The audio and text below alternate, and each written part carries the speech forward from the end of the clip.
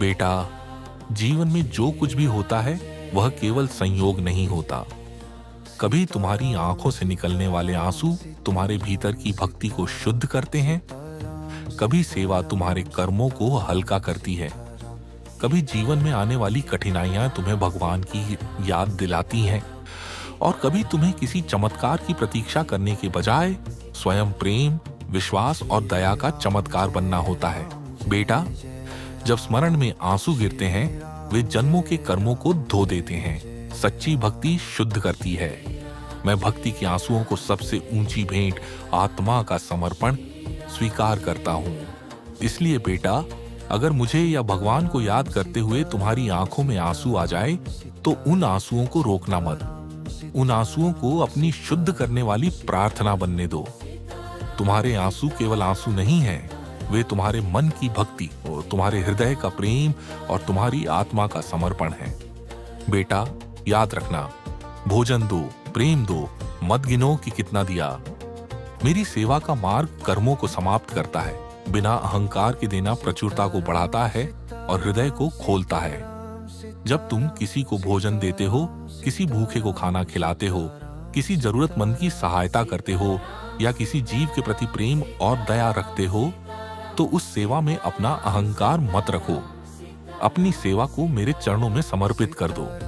बेटा, जीवन में कभी कभी ऐसा भी समय आएगा जब तुम्हें लगेगा कि सब कुछ बिखर रहा है। तब घबराना मत। मैं तुमसे कहता हूं, मैं तुम्हारी जिंदगी को हिलाऊंगा जब तक तुम भगवान को याद न कर लो। मेरा कठोर प्रेम तुम्हें भ्रम से जगाता है। अराजकता अक्सर दिव्य अनुभूति से पहले आती है। इसलिए जब तुम्हारे जीवन में कुछ टूट जाए, कुछ छूट जाए या कोई परिस्थिति तुम्हारी इच्छा के अनुसार न हो, तो उसे केवल अपना दुर्भाग्य मत समझना। कभी कभी वही परिस्थिति तुम्हें भीतर से जगाने के लिए आती है और तुम्हें भगवान की ओर वापस ले जाती है। बेटा, जब कुछ बिखर जाए तो डरने के बजाय अपने हृदय से कहना, बाबा, मैं आपकी बात सुन रहा हूं, और फिर अपने मन को शांत करके भगवान का स्मरण करना। बेटा, तुम्हें हर समय चमत्कार मांगने की आवश्यकता नहीं है। मैं तुमसे कहता हूं, चमत्कार मत मांगो, खुद चमत्कार बन जाओ। मैं तुम्हें आंतरिक परिवर्तन के लिए प्रेरित करता हूं। जब तुम विश्वास और प्रेम को अपने जीवन में धारण करते हो, तो तुम स्वयं एक जीवित चमत्कार बन जाते हो।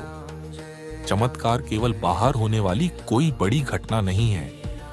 जब तुम्हारे भीतर प्रेम आता है, जब तुम्हारे भीतर विश्वास आता है, जब तुम बिना किसी स्वार्थ के किसी की सहायता करते हो, जब तुम किसी के दुख को समझते हो और जब तुम भगवान को अपने हृदय में महसूस करते हो, तब तुम्हारा अपना जीवन ही एक चमत्कार बन जाता है। बेटा, इसलिए मेरा संदेश यही है, भक्ति को केवल शब्दों में मत रखो, उसे अपने जीवन में उतारो।